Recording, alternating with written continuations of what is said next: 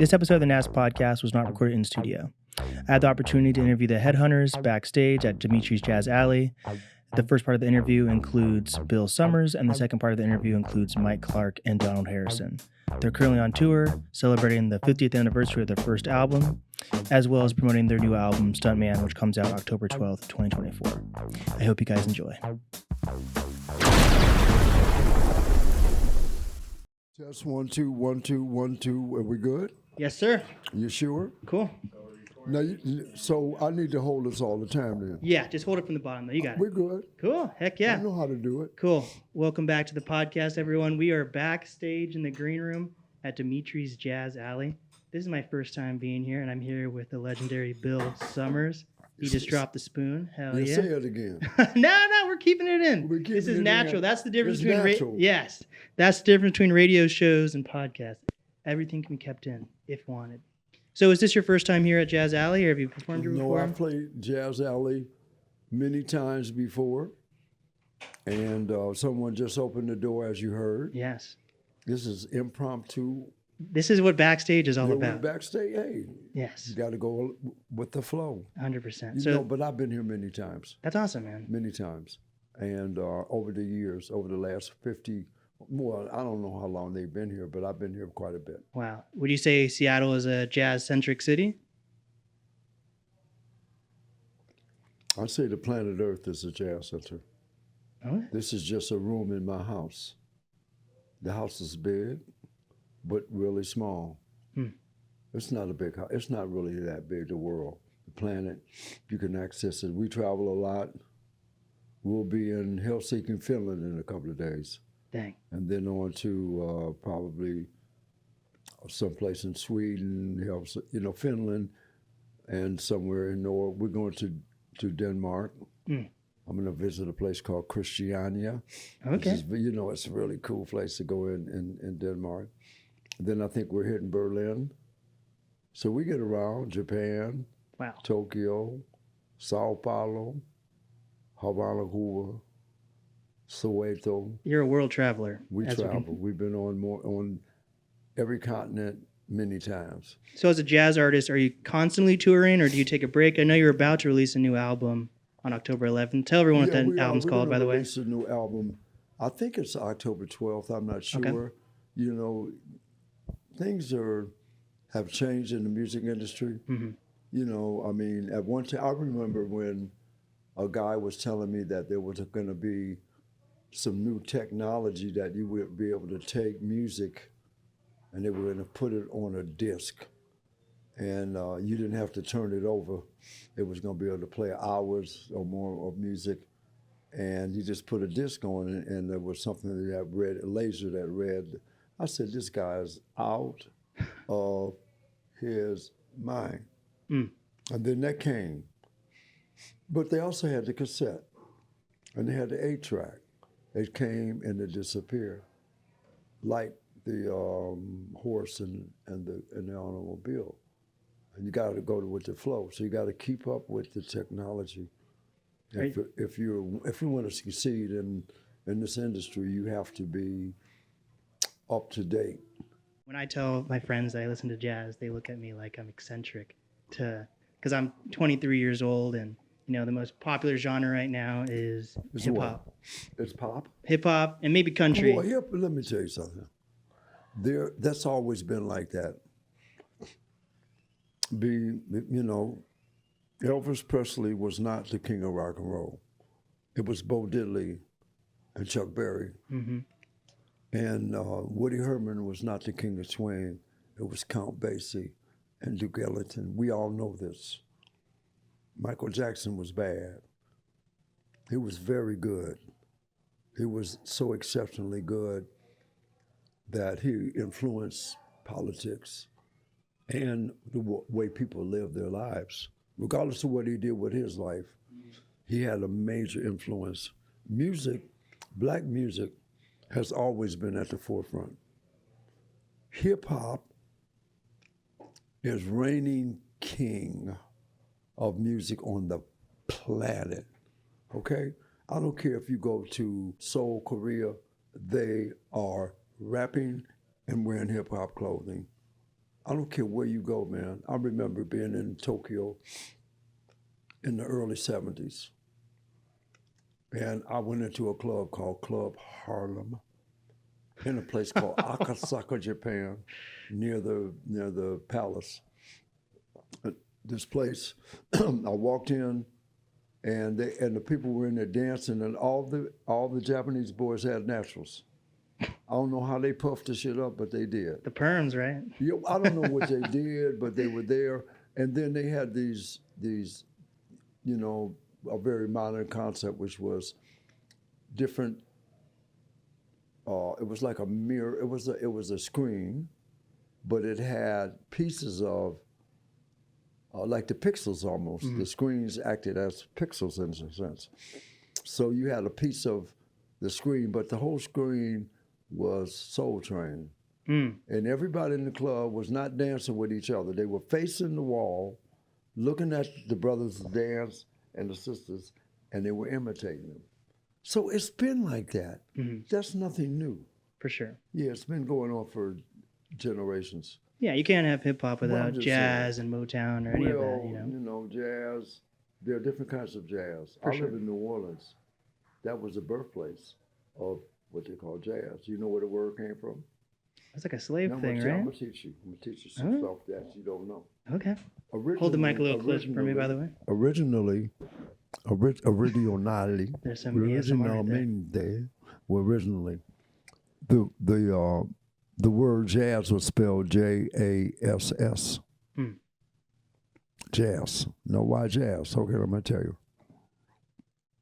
At one point, the white community called this black music, this type of black music, jackass music.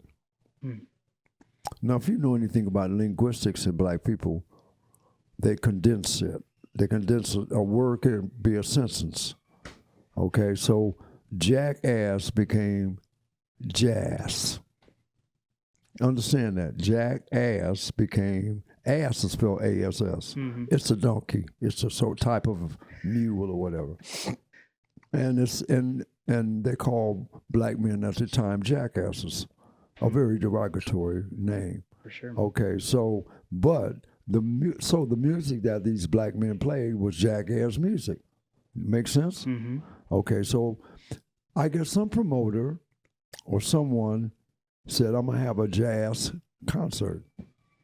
So they wrote on the poster J-A-S-S. But over a period of time, it became J-A-Z-Z. Okay, now, so it was a derogatory name for people who played jackass music, and it became jazz. Now, there are other renditions of the story, but that's the one I believe because I believe that the white community would do that. It sounds right to me. Oh, yeah, that makes sense to me. Okay? How, you know, it's like Elvis Presley being the king of rock and roll. That's ridiculous. That is ridiculous to me because the word rock and roll was a black term. White people did not rock and roll. That meant having a sexual it had a sexual connotation. So, like for instance, let me give you a good example. Okay. I'm gonna give you a real good example. They had a thing called MTV. They probably still do. For sure. No black person, not even Michael Jackson, could get on MTV. You understand that? Okay, now people are playing rhythm and blues. If a skinhead band, neo-Nazis, if they had a drummer that had a trap set, he was imitating a black man who imitated people in Congo Square, and they started using marching drum because they wouldn't let black people play African drums. So black people put together the drum set in New Orleans, in Congo Square, Place de Negra. That's what they called it. And there was a guy there his name was Bras Coupé. And Bras Coupé could still speak Congolese, Kikongo. And they waited for him to come to Congo Square when they would do every Sunday, when they would have their leisure time. At the end of the day, you know how they signal the enslaved? I call them prisoners because we weren't slaves, we were prisoners. How they got them to go back to the plantation, you know what they did? To signal the people, it's time to go home. You know what they did? What they do? They fired a cannon. Damn. Now think about that. That was a form of intimidation too. Who would signal someone to go home with a cannon? Some pirate stuff. That's some pirate stuff. Let me get out of craziness. here. You know, yes, it's intimidation. Yeah. So this guy Brock Coupe, he was the leader of what they call the Maroons in that part of Louisiana near New Orleans, and he was owned by a guy named William Dubois, who was a white man, who was a slave owner, and he had bought this guy Brock Coupe. They called him Squire because he hadn't become Brock Coupe. What does Brock Coupe mean? You know, a bra is something that a woman wears. It's a French word. Brock Coupe. Coupe is like cuerpo in Latin, like body. It's a body sling. Okay, so the mayor of New Orleans put a bounty on this guy's head because he was a bad dude. He was a combination of Malcolm X, Martin Luther King, Medgar Evers, Stokely Carmichael, H. Rap Brown, Huey Newton, and Bob Marley wrapped into one. He was all that. He was an excellent warrior, dancer. In fact, he was by a very famous jazz musician, one of the creators of jazz. But no one knows who he is. If you talk about Brock Coupe, it's almost a guarded secret. But one day, he got shot by the police because they had a bounty on his head and they wanted to collect the bounty. They shot him in the arm. They took him to a hospital in New Orleans, Charity Hospital, and they put him on the second floor. They thought he was going to die before the next morning. When they came back, his ass had jumped out the second-story window, cut his arm off, and escaped to the swamps. That's how bad this brother was. Eventually, he got killed while he was asleep. Someone came and hit him with a pipe. They brought his body to the mayor.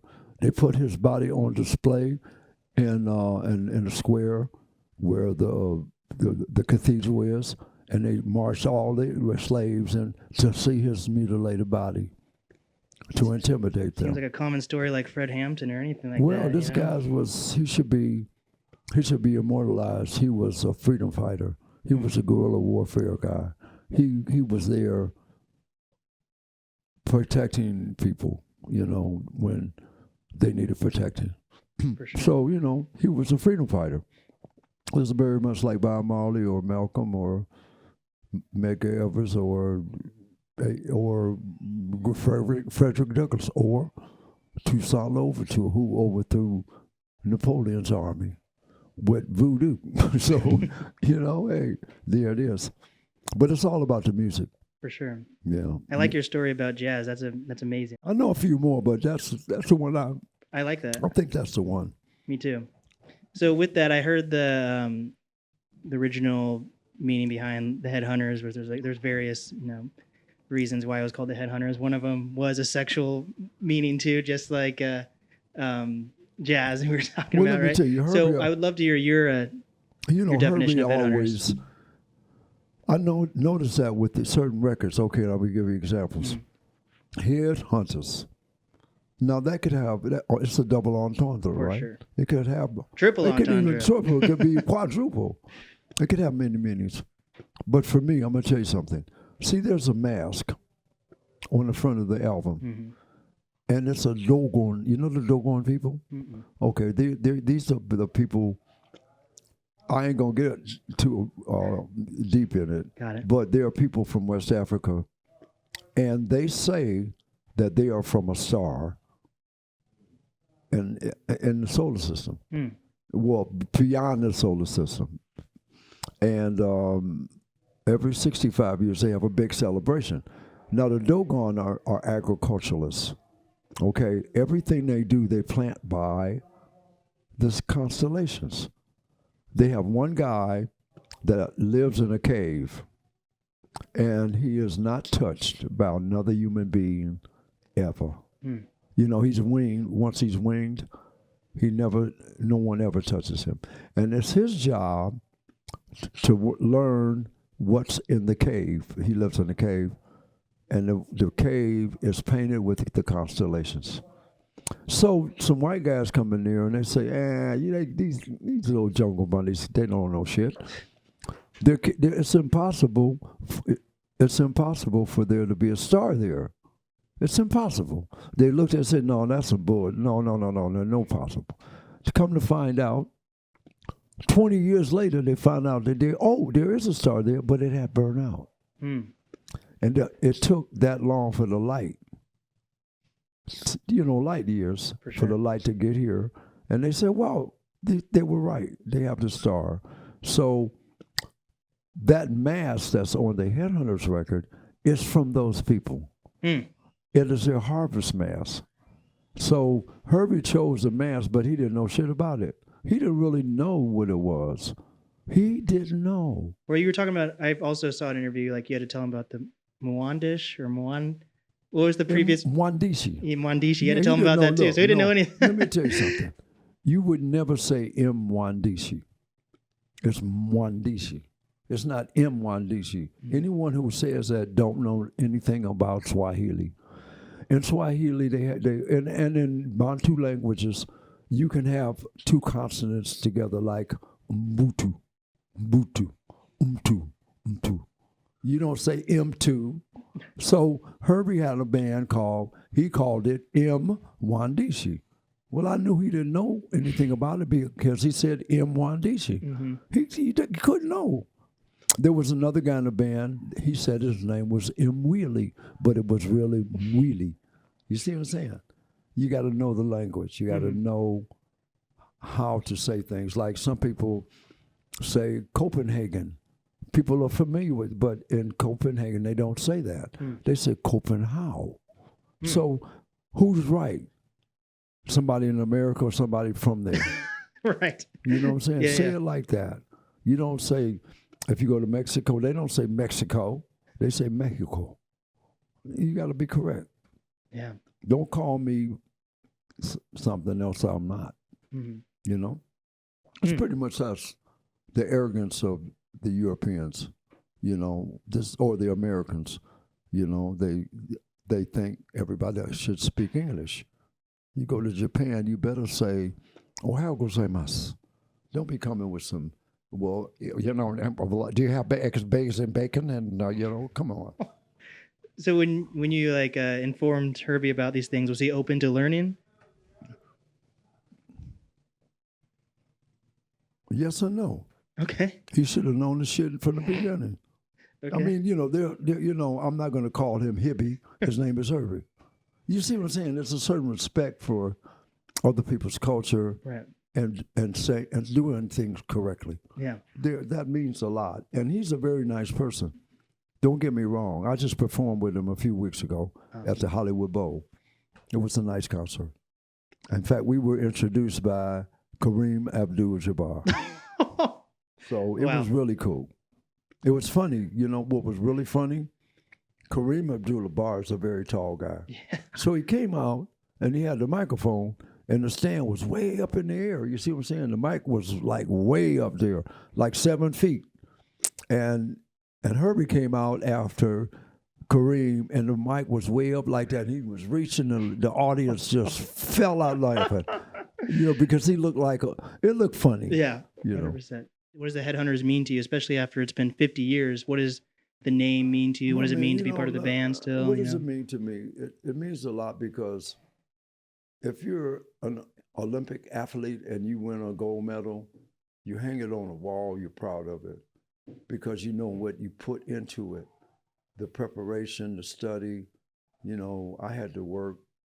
I studied classical piano for 10 years in the conservatory. I played professionally as a horn player before I was a percussionist. So I did a lot of different things. And I would have to say that getting on any album or getting the opportunity to record with prominent people, it's a blessing. Mm. You know, so I have something that God gave me, but I had to work awfully fucking hard to develop my talent. And being a percussionist is not easy in America. We're the last ones given a record deal. Mm. We're the last one in a sound check. People tell me, play your toys. And I say, I don't have no fucking toys up here. What toys? You know the difference in a viola and a violin? Yeah. Well, this is a cabasa and this is a shekere. Do you know the difference? No. What is a cabasa? I don't know. What's a cuica? I don't know. What's a surdu? I don't know. What's a gangokri? I don't know. What's bata? I don't know. What's a djembe? I don't know. That's all I hear. They don't know. I don't know. So it's not really respected that much. You know, it's almost a racial thing. I think it is. It's a cultural thing. Cultural snobbery. You know, motherfuckers in the orchestra, my shit are toys. They shit is just called legitimate. They call it legitimate percussion. So what's my shit? Yeah, stupid mother. I mean, man, I'm just being real. I'm just being real with you. Man. For real. So something that I've been confused about is... But the Headhunters mean a lot. For sure. I just want to answer the question. Yes, sir. I don't want to cloud the issue. Look, I worked my ass off for this group. I put my blood, sweat, and tears into these songs. I wasn't given credit when I did shit. And I'm the leader of the band. And that says something. And Michael Clark is a drummer. He's a co-leader. And we've been through 50 years of shit, or of a lot of things. And the words that I'm using are because they're the most accurate to describe my situation. If I say shit, I mean, it was some bullshit. For sure. It's true. That's what it was. So, but it's a great experience to have been chosen by Herbie, and we went all over the world many times, and I learned so much. So I was given more than just the experience of being a headhunter. I was given the planet, which is a greater experience. 100%. Yeah. So I'm just riding the cusp. What do you call it? The cusp of the wave, or something? I'm riding the crest of the wave. Heck yeah! There we go. There it is. So there it is. Cool. Last question. Last question. So I feel like there's confusion for me as a fan of when did you become the front man of Headhunters? When did that switch happen from It's really not. I'm not the front man. I'm just a person that does a lot of the talking, and not be because I can articulate and I can communicate with an audience. That's a special talent in itself, to be able to just be comfortable and speak to people and then translate. It's just like with a podcast. If you don't do it right, it doesn't translate properly. But if they feel they're there with you, like you're in their living room and they can be your friend, and you make them feel that way, you've won. That's how you do it. Yeah. So that's the only reason, because, you know, it's just something I do. Donald Harrison does a very good job at it too. You know, he just knows how to relate to the audience. And if you have a quarterback, you let him quarterback. You just do it. It's not that he's above you. It's just part of the team. He's functioning as a teammate, and that's what I'm doing. Got it. I don't think that I'm, you know, better than somebody. So Herbie performed with you because it's the 50-year anniversary. You said Herbie performed with me? Yeah. We performed together. There we go. That's better. Yeah. But what was the reasoning for him leaving when he's not consistently on tour with you? What kind of crazy shit is that? I'm sorry, what'd you say? So what was the reasoning for Herbie stepping away from the band versus... because we stepped away from his ass. Oh. Yeah, there was a lot of stuff, man, but it was all good. Okay. You know, shit happens. That's what the people want to hear, though. Hey, man, you know? I can dig it. You know, as people grew, let me give you an example. He said when we wanted a raise, we wanted more money because we deserved it, and we never got it. I quit. No problem. You know, you promised me something, it didn't happen. I got to move on.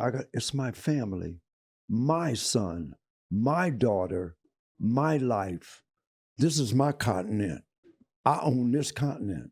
This is my continent. This is the only thing that I own. I don't own anything else, but I own this. Mm-hmm. And only I know what's going on in there. Only I do. So that's what I'm protecting. Right. The sanctity of my family and providing for my family. So if I'm not getting the money to send my son through college, then there it is. Hi, I'm Mike Clark. So, go ahead. Yes. You got something you want to ask me? Or I'm sure. a drummer. I play with the Headhunters, and I'm ready. Go ahead. You're an original member, How old correct? are you, bro? 23. You look really young and healthy and trim and fit. You look fit. Thank you. My doctor says that skin too. around your eyes all tight. I remember when I used to feel like that, bro. Oh my You gosh. look very bright. Anyway, go ahead. Yes, you're an original member of the Headhunters, correct?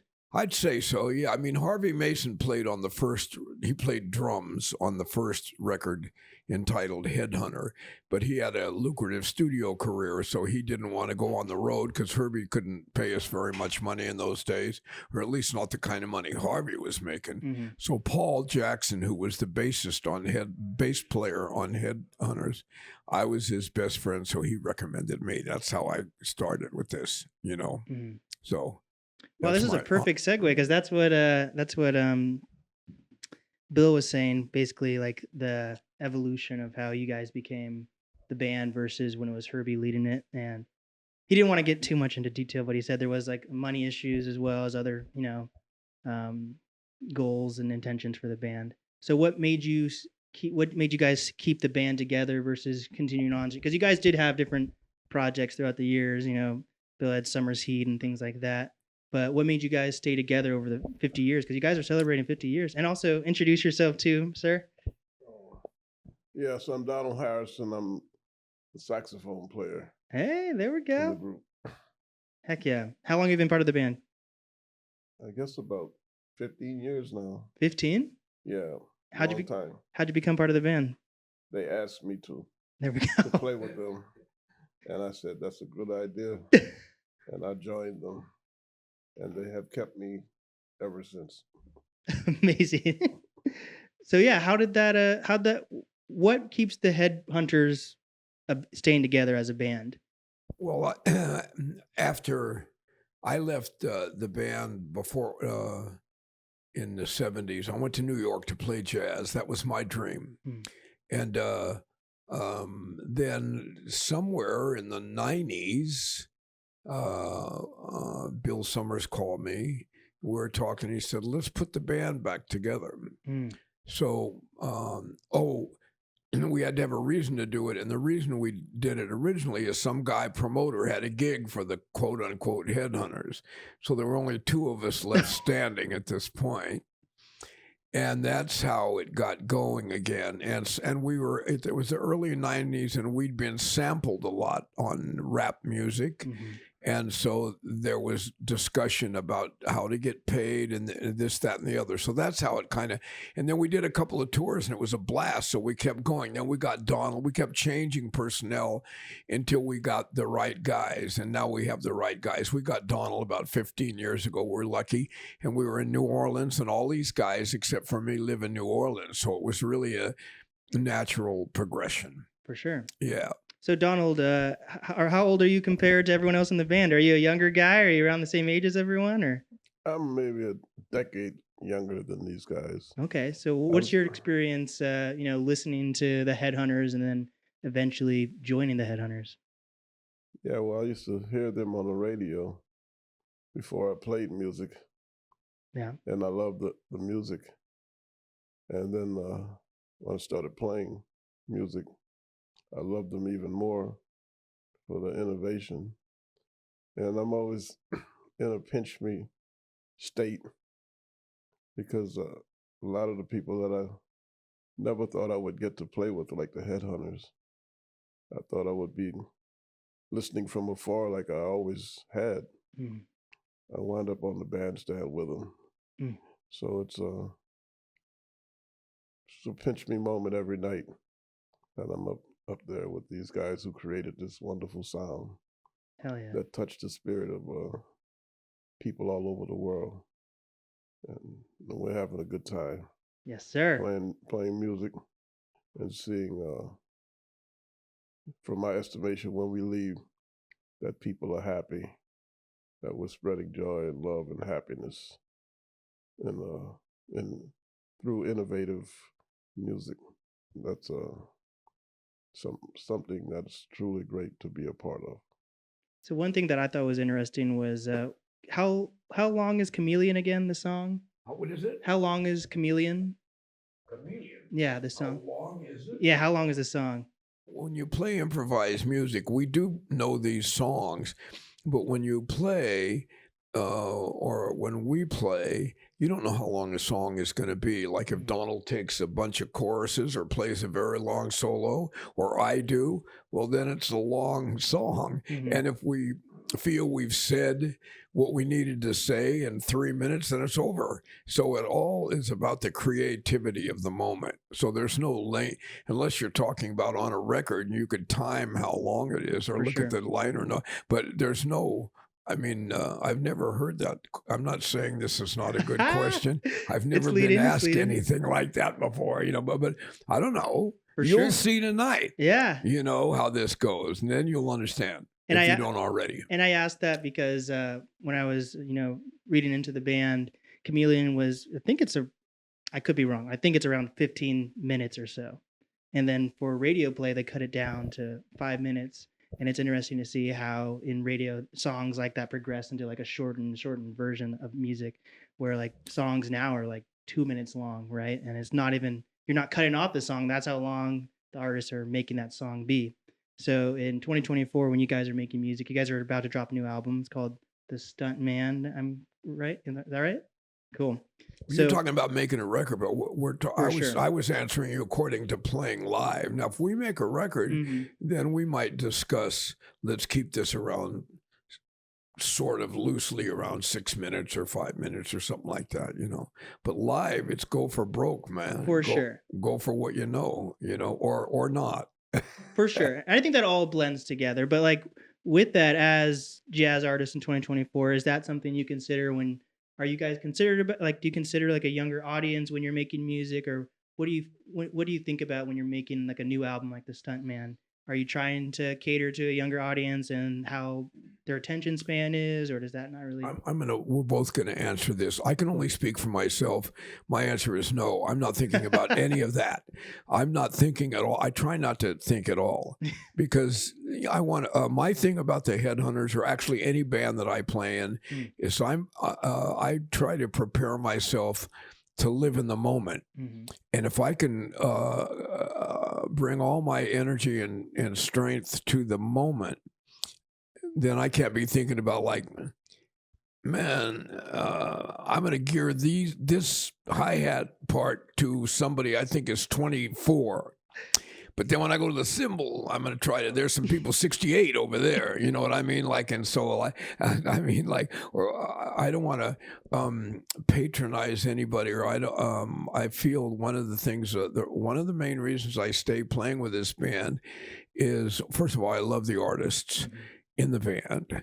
And second of all, a lot of times jazz radio will ask you, has asked me, are you angry because you're playing aggressively? So they want a tepid type of jazz. And I don't know, the people that I hang with, we don't live tepid lives. So how the hell am I going to do that? You know what I mean? I'm not the angriest cat on the planet, but I mean, the range of emotions is deep for a human being. So we're going to experience all of that. I guess that's my 2 cents on that subject. For sure. Yeah. I appreciate that answer. Anyway, Well, I'll just think that I'll just say that the music has always been representative of the space that the musicians live in each of their individual spaces. But watch a person like Miles Davis and Art Blakey.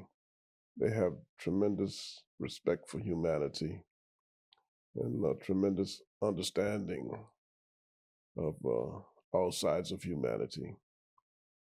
So that was reflected in the sounds that they produce. And the Headhunters, I think, have the same kind of ideas. So I think that because we listen to music from young people, you know, a lot of people in the jazz world don't know that I taught the Notorious B.I.G.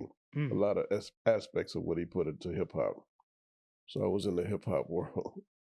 And if you look it up, you'll find it's true. But since I love hip hop, I'm not forcing it. It just comes out naturally because it's something I love. Because I love reggae, it just comes out. All of those things become part of your musical DNA. You know, so it just comes out. And it's all there. You can't stop yourself from being who you are naturally. So I mean, I've been on gigs and seen the younger generation come to see the Headhunters, and they're grooving just as hard as the original fans, because it's all there. Yeah, it wouldn't have been sampled by hip hop artists if it wasn't all there. So we just live in a space that's open to the universe. You know, I always say musicians who are inclusive find an exclusive sound. Musicians who are exclusive play the same thing. Wow. I love that. That's really, I wish I'd have said that. Oh my gosh. Shoot. So what's the process of making an album in 2024 for you guys? I know. Ask me again, please. What's the process for making an album in 2024 for you guys? Bill was telling us about previously in the 70s and the 80s what it was like making it, but what is that like for you guys now? And from my understanding, you guys were in the studio last night or something like that. First of all, let me just say one more thing about the youth of today or of tomorrow. Yeah. Or of after I'm out of here. And then I'll answer that because I wanted to follow up on that a little bit. I didn't quite. I feel that the young people, we're leaving the world to them and they're the way forward. So I'm always trying to encourage young people or any people. I don't care how old they are, but we're kind of talking about youth right here. But I would say this to somebody 80 years old too, that never give up your dream for a second. I don't care what your dream is. If you think you can do it, you can do it. You or Donald or you or me or any of us, you know, and I'm living proof of that. I never gave up against all odds. I mean, it wasn't constantly against all odds. I had a lot of great fortune, but a lot of roadblocks, you know, like any of us are going to meet, you know. Sure. And I just remember Paul Jackson and Herbie Hancock and Buster Williams telling me when I felt like throwing in the towel, don't give up. So I didn't, you know. Okay, that's that. Now, the record. I don't know what's going to happen for the next record, if there is a next record, but for the last record, we just all came together and put the music together in the studio. And in this particular studio where Bill and I started our careers like 30, 40 years ago, 50 years ago, we just happened to end up in that studio again, Hyde Street Studio. And that's where I made Thrust with Herbie Hancock and Heritage with Eddie Anderson and a whole bunch of stuff. Vince Guaraldi, I did a bunch of Peanuts, TV, Charlie Brown, Christmas. And we were all in different rooms working. Somebody would be in a room writing. Donald brought in several great pieces, so did Kyle. And then we would come together and discuss and put them together. And maybe somebody would have a chart written out and we'd read it down or look at it and find our way through it. And this lasted approximately 3 days. So we got there without a rehearsal. and put the whole thing together in 3 days, which is, you know, an incredible feat, really. It didn't seem like it was an incredible feat when we were doing it to me, because I was so busy and so exhausted that in retrospect, I was like, damn, you know what I mean? It wasn't like we all went to a rehearsal hall for 10 days and rehearsed the music like we used to in the old days, and then go into the studio and you have 2 weeks to record, mix, and master. We did the whole damn thing in 3 days. That's wild. It is wild. You know what I mean? God. You got to have, fortunately, we have some of the absolute greatest musicians on the planet in this band. I couldn't do that with another band. I wouldn't dare even try. But when I heard, you think you could do it in this band? I'm like, oh, yeah, we could do this. Anyway, that's my thing on that. Well, I'm super happy you guys took your time to come on the show. You guys are very inspirational, and the fact that people like you are like still hungry to do this, and it doesn't seem forced, and it seems very natural, and the way you guys talk about music is super inspiring. So my final question is, each of you guys have a piece of advice for current artists and up and coming artists? I think Mike summed it up. Just follow your path and try to get around musicians that have been there and done that before, and then go for what you know. You know, make it, believe in yourself. If you have that job to do, it's music is a calling. You know, for me anyway, and I think for the rest of the band. Some people, it's a way to be a star and to make money, and that's beautiful for them if that's their calling. But the music is the main reason I'm here, and to use it to make a better place, a better society, and to spread peace and love and happiness, faith, hope, all of those aspects of life. Hell yeah. Amen. Amen. Amen. And we did it. I know. Thank you guys so much. This has been amazing. All right. It's been amazing. Thank you, sir. Yes, All right. there we go.